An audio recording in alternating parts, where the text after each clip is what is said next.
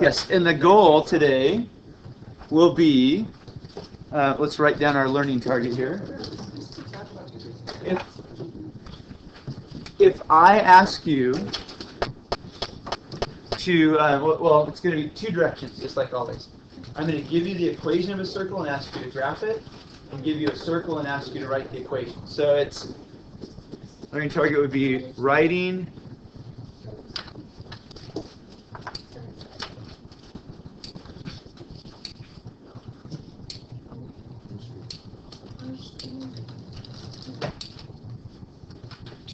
so you'll be able to write the equation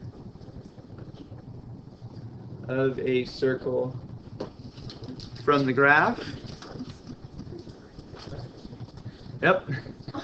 Pretty common pattern in math, huh? Or graph a circle given the equation.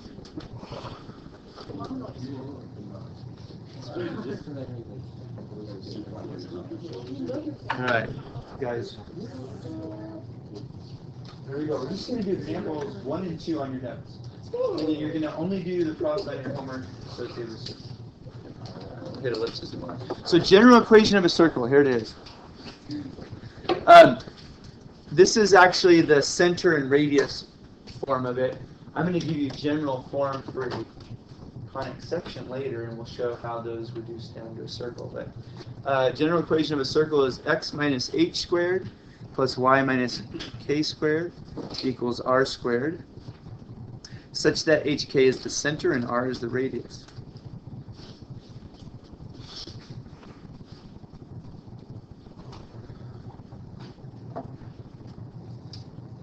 That is the equation of a circle.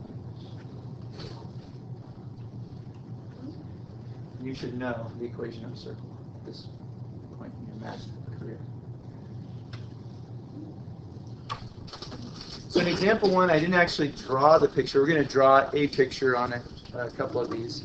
I don't think we will on part A. But I've given you the center and the radius, or information to find the radius. Do one or the other. So we'll draw pictures of B and C. On A, we're just going to write the equation. So it's really just a fill-in here. H is -4, K is 7, and R is 9.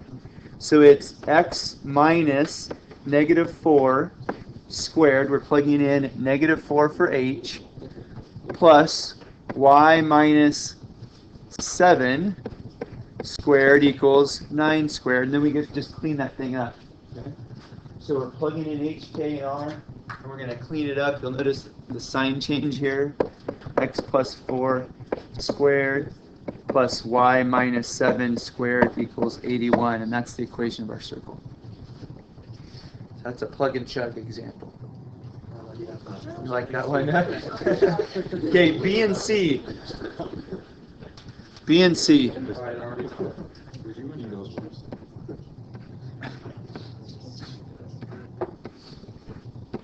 So 3, 6, if this is the point 3, 6 up here, that's the point 3, 6. And that's the center. So we know our H and K. We could plug those in right now. X minus 3 squared plus y minus 6 squared equals r squared. We need to figure out a way to find r. Well, what's that? I'm getting there, yeah. I think he's got it. We know that it passes through the origin. So somehow, this circle, I'm not going to draw the whole circle, but somehow that circle passes through the origin. So I've got to find my distance from the center to the origin, and that will be my r. Well, to find that, I know this is 3, and this is 6, so I can find r by using the fact that r equals the square root of 3 squared plus 6 squared, Pythagorean theorem.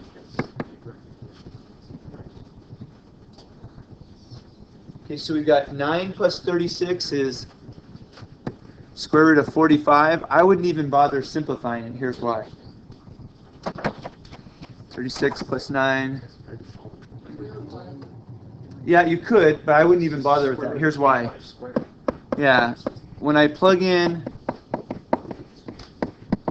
square root of 45 and square it, I'm just going to get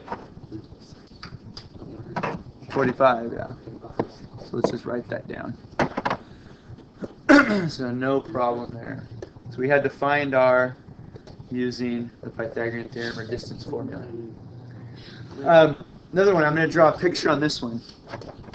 Let's draw a picture on this one. We've got a center at -5,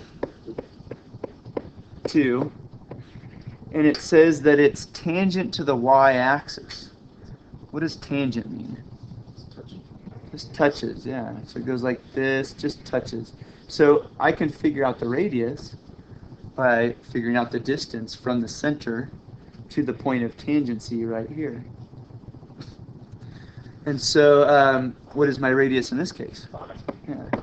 So I've got x minus a -5, which will be x plus 5 squared, plus y minus 2 squared equals 25. Plugging in h, k, and r.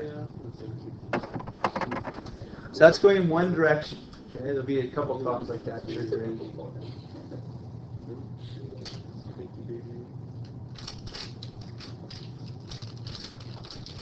gotta find h, k, and r, and then plug them in and simplify it.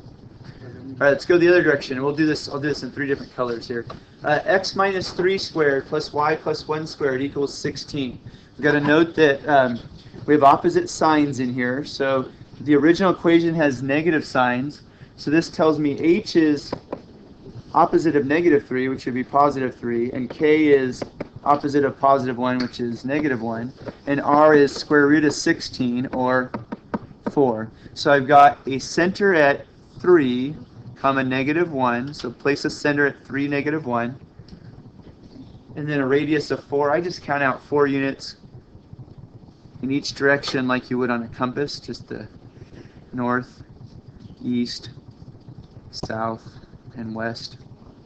And that's good enough. Do the best you can at drawing a circle through those 4 points with center there.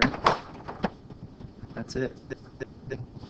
So that's sketching a circle given the equation of a circle. What about B? What's the center on B? Yeah, it's h is 0, k is 1. What about R?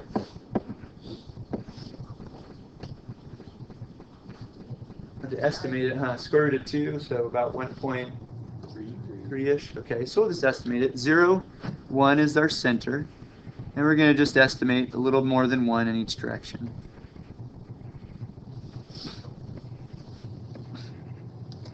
And draw our circle. So it's okay to estimate as you're sketching. That's why it says sketch the circle. I'm just going to sketch it, get an idea of what it looks like. And then C. So it'll be a blast from the past. I'm sure you enjoyed completing the square. In general formulas, you remember doing that? Please do. Completing the square. It'll be a little bit of work. This one's going to turn out very nicely. We already have coefficients of 1 in front of each of these, so you don't have to worry about that. You do need a coefficient of 1. We're going to group the x terms together. I'm going to also leave a little space to add on something to the x terms to make that a perfect square trinomial. Y squared minus 6y plus something. Once again, I'm adding a space because my goal is to get 2 perfect square trinomials. These are only 2 terms. I need to add a 3rd term to make it a trinomial. And the trinomials will factor nicely. Now I'm going to take the 12 and move it over here and add 2 more spaces on the right side to remind me that whatever I do to complete the square on the left, I have to do the right side to keep it balanced. So the ultimate goal is to get something that's in the form of what you see in A and B. To do that, I need to get a perfect square trinomial. That's a trinomial that factors as 2 things that are exactly the same. Okay. And the process that we go through to guarantee a perfect square trinomial is take half of the middle term, just 2, square it, and add that here. If you're going to add it here, you need to add it over here. So now, if I were to just deal with just this top half up here, that would factor as x plus 2 squared. That was the whole point of adding the 4. So that would factor as a perfect square. This other one, take half of negative 6 is negative 3. Negative 3 squared is 9. I add 9 to the other side. And this one factors as y minus, remember when I took half of b, that was the factor that attaches to the y here. So half of b was negative 3. That's how it factors. Another way to think about it is we're looking for factors of negative 6 that add to equal 9. They're both the same number. They're both negative 3's. Okay. So you'll see that I have two perfect square trinomials. Also on the other side, negative 12 plus 13 equals 1. So negative 12, yeah, because I had to move it. I moved it over to the other side. You could leave it on this side, but then ultimately we want to get the constant to the right side because we want it in the form x minus h squared plus y minus k squared equals r squared. So I just went ahead and moved it over right away. Now, these won't always come out as a perfect square. It does in this case. We get a radius of 1. We've got a center of negative 2, and then 1, 2, 3 up, and then a radius of 1. Just be careful with your signs. Another way to think about this is the x-coordinate of the center is whatever would make this factor 0. Or whatever would make this factor 0 is the y-coordinate. Let's go in both directions.